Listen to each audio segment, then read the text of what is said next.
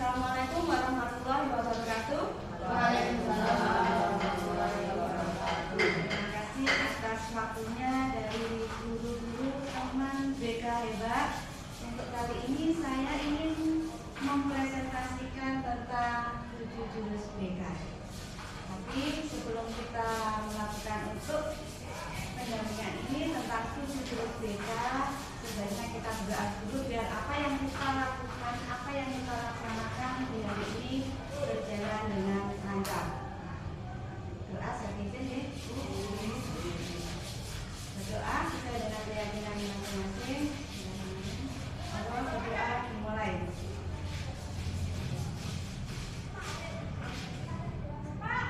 Tidak.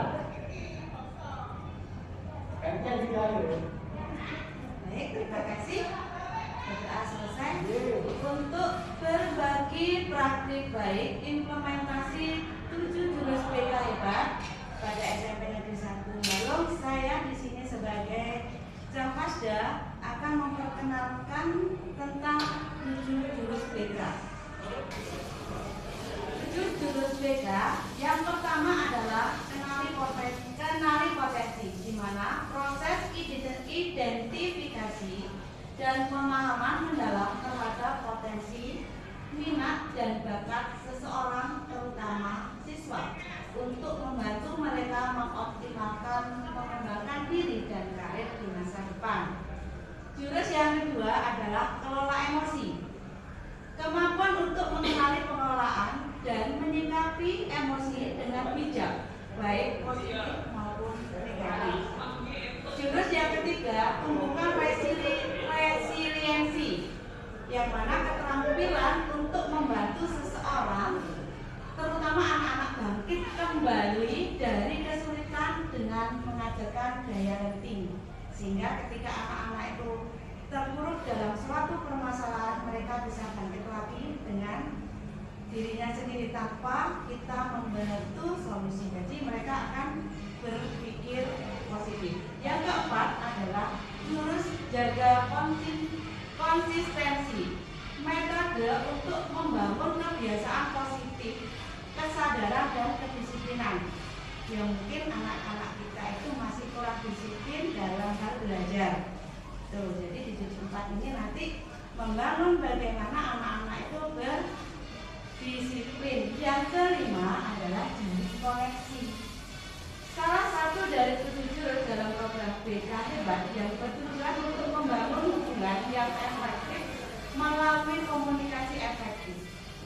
Karena seringkali kita sendiri untuk jalin koneksi ini masih kurang ya Ibu ya.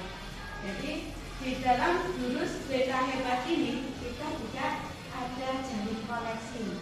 Selain ke anak-anak, kita juga akan mengembangkan sesama guru. Jadi untuk jalin koneksi ini kita saling berbagi pengalaman. Yang keenam adalah bangun kolaborasi. Strategi menciptakan kerjasama yang efektif antara berbagai pihak seperti guru, orang tua, masyarakat, guna mendukung perkembangan murid secara holistik. Jika ada permasalahan, mungkin siswa dalam belajarnya masih kurang semangat atau datang sering terlambat, sering tidak masuk, kita bisa menggunakan jurus yang keenam, bangun kolaborasi antara guru, wali kelas, guru BK. Oke, di sini jadi di jurus yang keenam kita akan membangun kolaborasi dari semua pihak, baik itu dari orang tua kita sendiri dan juga masyarakat tentunya. Yang terakhir, menata situasi, strategi untuk mewujudkan lingkungan belajar yang aman, nyaman, dan menggembirakan sebagai bagian dari program 7 jurus BK Hebat. Di mana yang 7 ini kita juga melibatkan ada Bapak Kansir, ada Bapak Pengawas, sehingga apa? Bagaimana sekolah kita itu menjadi nyaman untuk anak-anak, dipercaya oleh masyarakat. Sehingga di dalam jurus yang ke-7 ini tentunya kita bagaimana menciptakan rasa aman, rasa kepercayaan masyarakat terhadap kita, terhadap sekolah kita. pada 7 jurus beta pengenalan model belajar alfa. Jadi dalam pembelajaran di 7 jurus beta hebat, kita itu menerapkan alfa, di mana yang A adalah aktivitas, F refleksi, K konsep, dan A adalah aplikasi. Aktivitas, jadi murid dibuat beraktivitas dulu sebelum kita memulai pembelajaran. Yang refleksi, dari aktivitas anak-anak itu diminta untuk merefleksikan hasil dari kegiatan tersebut. Konsep, kalau kita sudah tahu refleksinya anak-anak, baru kita menjelaskan. Ini loh nak, apa yang sudah kalian dapatkan. Jadi baru kita masuk ke konsep. Yang terakhir adalah aplikasi, biar anak bisa menyimpulkan dari kegiatan yang kedua, dari refleksi, terus kita memberikan konsep terhadap anak tersebut, dan biar anak kembali mengaplikasikan apa yang sudah kita. Lanjut, kita lanjut ya. Tahapan, nah ini ya, tahapan model belajar ini, siswa diajak untuk melakukan aktivitas, menonton video, bermain peran, diskusi kelompok, berinteraksi dengan materi pelajaran. Refleksi, tentunya ini refleksi beraktivitas, siswa didorong untuk merenungkan pengalamannya tentang apa yang diaktivitaskan. Seperti yang sudah saya jelaskan tadi, ada konsep atau teori yang mendasari sebuah aktivitas yang telah dilakukan siswa dan menghubungkan pengalaman mereka dengan konsep yang relevan sehingga dapat memperdalam pemahaman mereka terhadap suatu pembelajaran. Yang terakhir, aplikasi, siswa diberi kesempatan, diberi kesempatan untuk menerapkan pengetahuannya dan pemahaman dari situasi yang berada dalam konteks kehidupan yang nyata. Jadi untuk pembelajaran yang sekarang di teknik itu memang seperti ini. Jadi anak itu diberi aktivitas dulu. Setelah beraktivitas, dia merefleksikan apa yang sudah diterima tadi ini. Baru kita memberikan konsep. Mungkin itu yang lebih menyenangkan bagi murid-murid kita. Nah setelah itu baru biar mereka mengaplikasikan apa yang didapat setara dengan pemahaman mereka dengan situasi yang berbeda.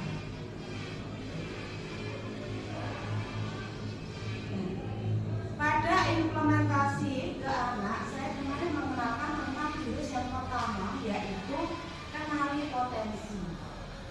Karena apa?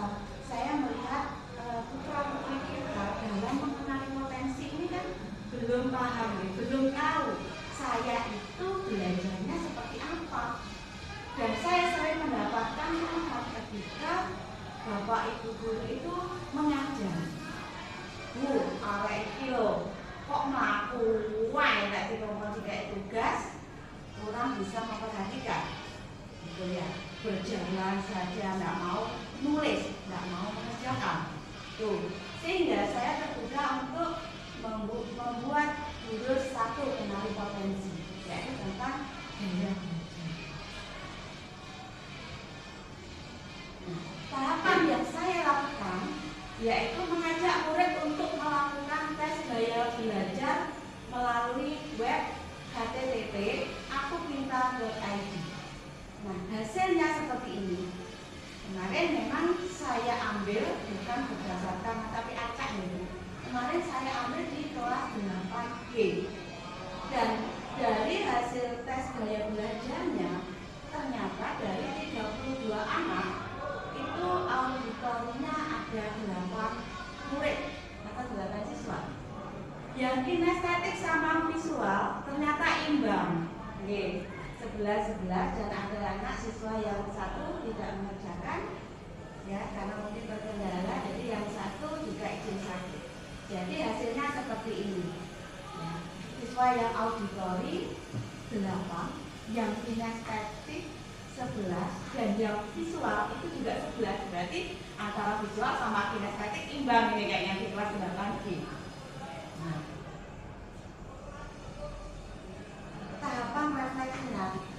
Apa Ibu mau bertanya bagaimana aktivitasnya? Kemarin anak-anak setelah membawa HP, mengerjakan, ya, membuka aku pintar dan mengetahui hasilnya, akhirnya saya buatkan seperti itu, ketemu ya hasilnya ke anak-anak. Ya. Setelah mengetahui mereka itu bagaimana cara belajarnya, saya sudah membuat ini bagaimana dengan strategi gaya belajar kalian. Jadi membuat strategi yang auditori, yang visual, ternyata anak-anak juga antusias.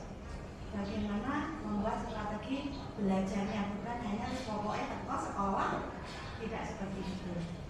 Jadi mereka lebih paham, oh sebaiknya kalau saya auditori, saya harus seperti ini ya Bu. Nah itu yang saya dapatkan dari anak-anak. Jadi aplikasinya seperti itu. Nah setelah saya mengamati dari hasil yang saya terapkan melalui satu jurus kenali potensi, saya langsung membawa anak-anak ke jurus yang keempat.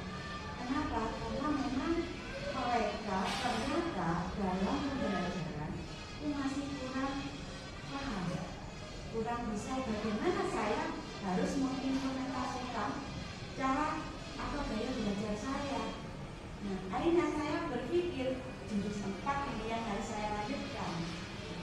Kenapa? Di jurus 4 ini kan menjaga konsistensi. Jaga konsistensi dan bagaimana ya tentunya kelebihan dari masing-masing gaya belajar tadi disalurkan melalui jurus yang keempat. Bagaimana mereka konsisten dalam melaksanakan gaya belajarnya. Jadi konsep yang jaga konsistensi ini memang membangun kebiasaan positif. Yang biasanya anak-anak kinestetik ya, yang suka keluyuran, mau itu nanti nih, anak kinestetik kan nggak mau diem gitu. Iya, suka ngunyur. Nah, sehingga dengan strategi tadi saya melanjutkan ke jurus yang keempat, jaga konsistensi. Bagaimana mereka itu menerapkan kebiasaan yang tadinya kurang bagus ke hal yang positif. Hanya saya melanjutkan ke jurus yang keempat, yaitu jaga konsistensi. Konsep ini membangun kebiasaan positif dengan menjaga ketaatan dan disiplin. Jurus ini juga menekankan pentingnya kesadaran internal, motivasi, serta strategi untuk mempertahankan kebiasaan baik secara teratur dalam jangka waktu yang panjang, termasuk dalam pemecahan suatu kebiasaan buruk. Jadi yang biasanya dalam pembelajaran nggak written atau refleks saja, dengan adanya kemarin itu pengenalan potensinya, mungkin anak-anak bisa diterapkan lagi ya, berlanjut ke jangka yang panjang. Tahapan dalam jurus 4 mengajak murid untuk bermain kepalan tangan. Kemarin ada anak itu saya ajak bermain dulu aktivitasnya, jadi membuka kepalan tangan dengan teman satu bangkunya, yang menang mengepalkan tangan dan yang salah itu yang membuka. Jadi permainan kepalan tangan bertempat beda hebat merujuk pada sebuah permainan tim atau berpasangan di mana satu orang mengepalkan tangan dan yang pasangan harusnya mencoba membuka dengan cara apapun. Sehingga hakikatnya permainan kepalan tangan di sini adalah pentingnya konsistensi, keteguhan hati dan ketekunan menjaga kedisiplinan anak. Nah, refleksinya mengajak murid merefleksikan instrumen LKPD tentang dampak negatif dari begadang dan menyebutkan manfaat tidur cepat. Karena ternyata anak-anak yang kebiasaannya tidur malam itu juga berdampak ketika pembelajaran di kelas, ngantuk, telat gitu. Nah makanya saya menerapkan yang ini. Jadi sudah mempelajari yang pertama, jurus yang pertama kenali potensi dan saya lanjutkan ke tahapannya ini. Nah, ternyata setelah dari yang mereka lakukan itu, saya memang sering bergadang. Akhirnya saya, berarti harus dampaknya ke anak-anak itu apa saja. Coba kalian tuangkan pada lembar kerja tersebut. Ternyata rata-rata jawaban dari anak tersebut adalah bermain HP, gadget, tanpa adanya keterbatasan. Jadi tidak ada jadwal untuk saya harus belajar. Kesadaran itu anak-anak kita memang sulit bukit itu. Jadi untuk menerapkan kedisiplinan memang ya sangat rawan, mungkin faktor dari lainnya. Jadi memang kemarin seperti ini yang sudah saya buatkan NKBD seperti yang ada contoh di belakang kita, dampak dari tidur telat dan bergadang. Ternyata anak gangguan lingkungan munculnya mata pandang, ngantuk, jawabannya bermacam-macam. Dan intinya memang sehingga bangun itu anak-anak lebih sering siangan, sekolah ngantuk. Apalagi sekolah kita sekarang kan dalam masa-masa pembangunan ada perbaikan sekolah sehingga anak memungkinkan masuk pagi dan siang, sehingga pada saat siang anak-anak banyak yang ngantuk dan itu banyak keluar dari bapak ibu, bukan anak banyak yang ngantuk. Nah, dari sini saya terbuka untuk menerapkan yang jurus 4 tadi, yang konsistensi meskipun masuk siang tetap, jadi dibuat apa dampak kalian kalau sering begadang apa gitu. Ternyata anak-anak juga antusias menanggapi hal ini. Setelah itu saya menjelaskan konsepnya dari permainan tadi dan dampak yang kalian dapatkan. Konsepnya yaitu menjelaskan kepada siswa atau murid tentang paksaan dan kesadaran. Paksaan dan kesadaran menerapkan kebiasaan dengan paksaan yang seringkali menghasilkan suatu kepatuhan eksternal jangka pendek. Jadi kalau kita melakukan ke anak-anak itu sedikit maksa, anak memang nurut, tapi itu bukan atau tidak berlaku jangka panjang. Terus pokoknya dilakoni disik gitu. Jadi belum menumbuhkan rasa kesadaran.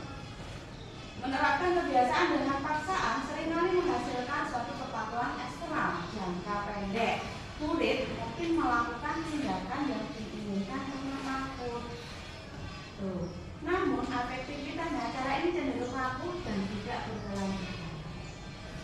Jadi monggo ibu untuk sekarang kita membiasakan anak-anak dengan tidak adanya paksaan, tapi mereka melalui sebuah kesadaran. Jadi sebaiknya menanamkan kebiasaan dengan kesadaran, melibatkan pemahaman, penerimaan dan keinginan internal untuk melakukan tindakan tersebut.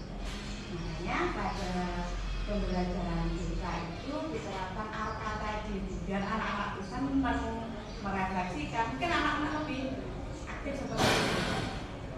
Jadi buat aktivitas dulu, ayo refleksikan dulu, baru kita memberi pembelajaran sehingga bisa masuk. Itu kan karena atas dasar kesadaran anak kalau seperti itu.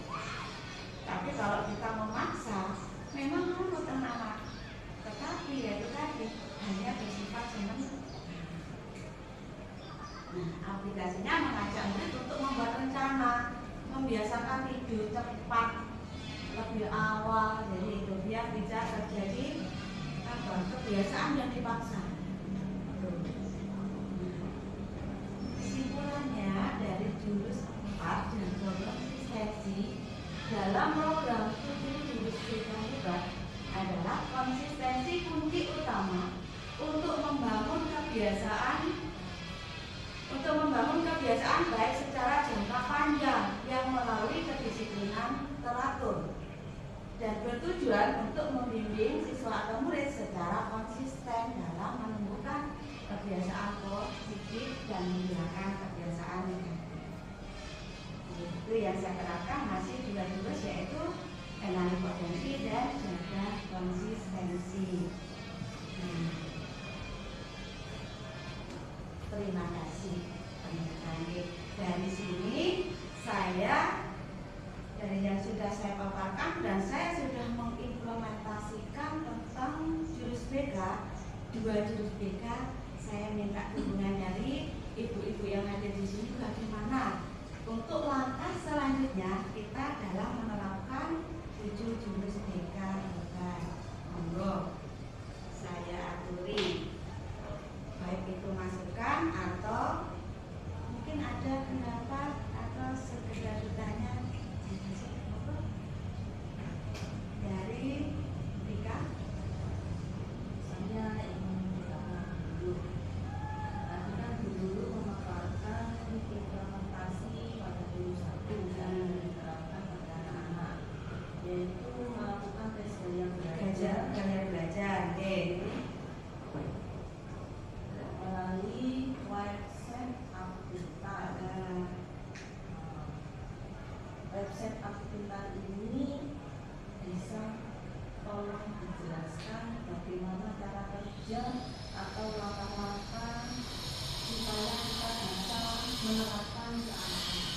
Jadi nanti sebelum kita memasuki pembelajaran, kita mau menerapkan yang Aku Pintar ini. Oke, jadi ini ada linknya, http Aku Pintar IDMP tes gaya belajar. Nah, di situ nanti siswa diajak untuk beraktivitas dengan cara membuka website tersebut. Setelah itu anak-anak akan memilih nanti lanjut ke gaya belajarnya, mengisi semacam ada isian nanti di situ.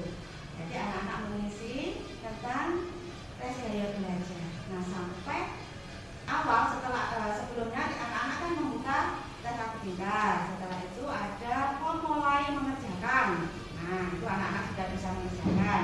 Setelah itu anak-anak mengisi pertanyaan yang jawabannya nanti mengarah ke anak-anak itu ke gaya belajar auditory, kinestetik atau visual. Nah, setelah selesai anak-anak akan mengkalkulasi selesai di situ. Nah, setelah selesai akan muncul. Nah, ini anak-anak dipandu nanti. Kalau sudah mengerjakan dipandu, nah akan muncul. Oh, saya auditory. Oh, saya visual. Kalau bapak ibu guru, misalkan ibu-ibu di sini ya, bapak.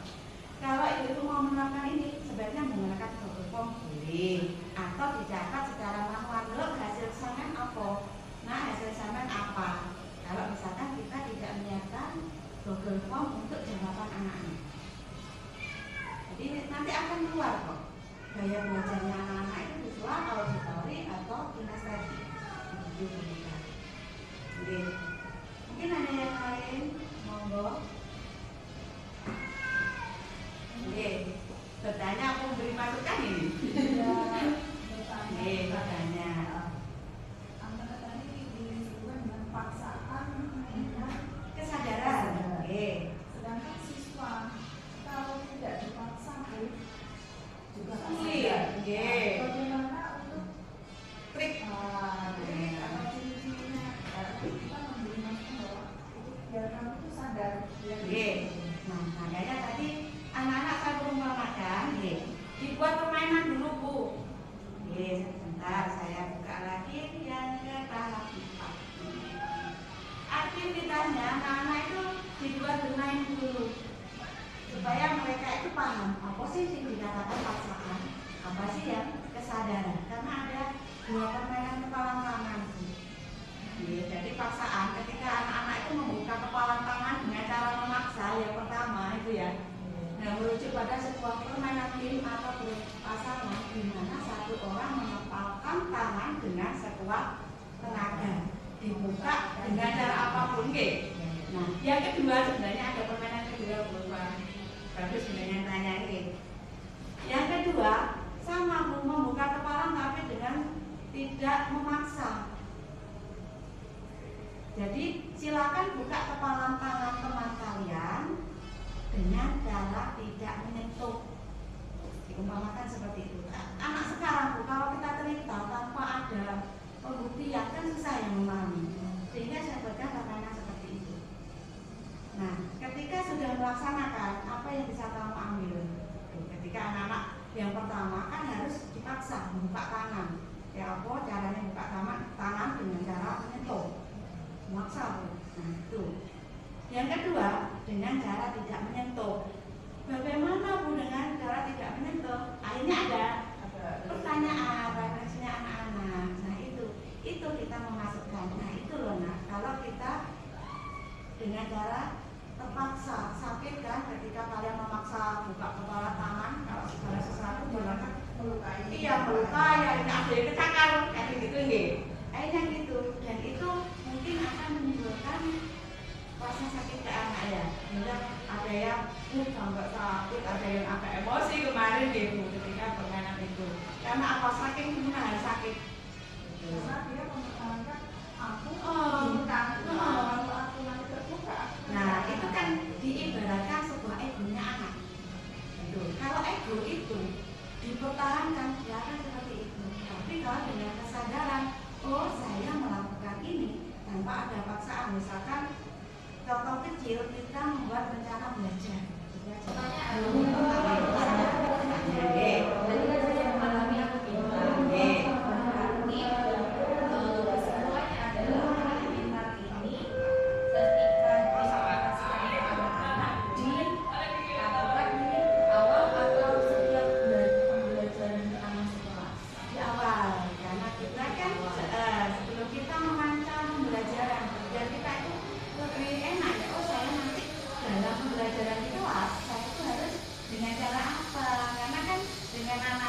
Berbeda tadi, karena apa, anak kinestetik itu kalau disuruh jawab itu langsung dia ketika berkelompok bisa dijadikan apa ya, kayak ketuanya itu loh, bagian mengkoordinir.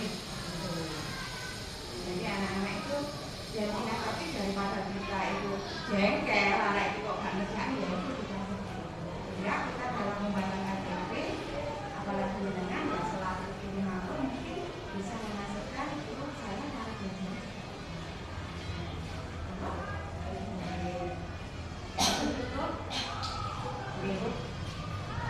Maturnuwun atas waktunya dari Bu Ninis selaku guru bahasa Indonesia di Bu Ninis, Bu Pika yang selaku guru prakarya, dan Bu Ulfa sebagai guru mata pelajaran bahasa Inggris, dan Bu Waki sebagai guru mata pelajaran BTA di sini.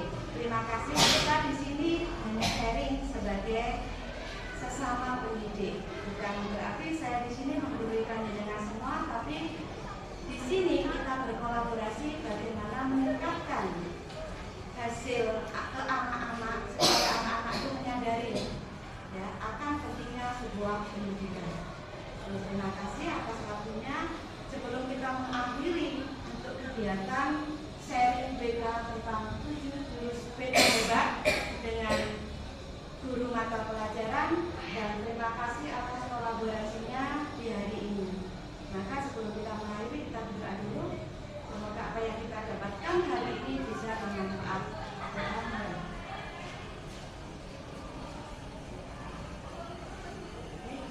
Terima kasih atas waktunya dan kerjasama kita.